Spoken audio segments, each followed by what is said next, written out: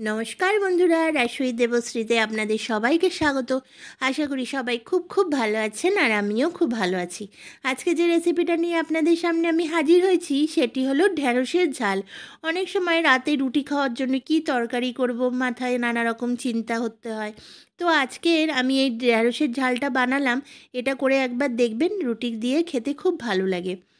তো এরকম ঢ্যাঁড়সগুলোকে আমি ভালো করে ধুয়ে গোটা গোটা ছোট ছোট কচি ঢ্যাঁড়স নিয়েছি, গোটা কেটে নিয়েছি। আর মশলার জন্য নিয়েছি টমেটো, কাঁচা লঙ্কা, বেশ কয়েক কোয়া রসুন, পরিমাণ মতো নুন, হলুদ, ধনে গুঁড়ো আর একটু চিনি। চিনিটা একটু মিষ্টি মিষ্টি হলে ভালো লাগে রুটির তো। প্রথমে কড়াইয়ে তেল দিয়ে দিলাম। তেলটা গরম হলে তাতে একটু ফোড়নে কালো জিরে দিয়ে দিলাম।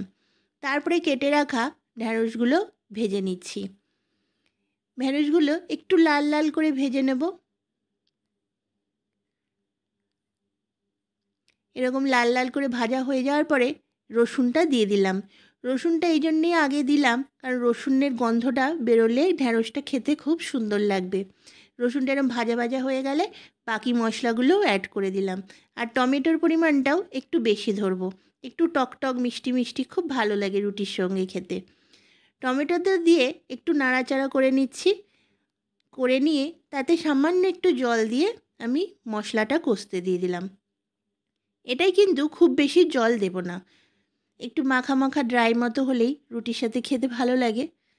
তাই একটু জল দিয়ে মিনিট 2-3 জন্য ঢাকা দিয়ে রেখে দিলাম। 2-3 মিনিট পরে দেখুন মশলাটা আমার কষে গেছে আর টমেটোটাও নরম হয়ে গেছে। এবার খুন্তি দিয়ে টমেটোগুলোকে একটু স্ম্যাশড করে দেবো, যাতে একটু মাখা মাখা ভাব আসে। আর একটু জল দিলাম, ঢ্যাঁড়সটা সেদ্ধ হতে আর একটু বাকি আছে। আর একটু জল দিয়ে আবারও 2-3 মিনিটের জন্য গ্যাসটা সিমে করে ঢাকা দিয়ে রেখে দিলাম।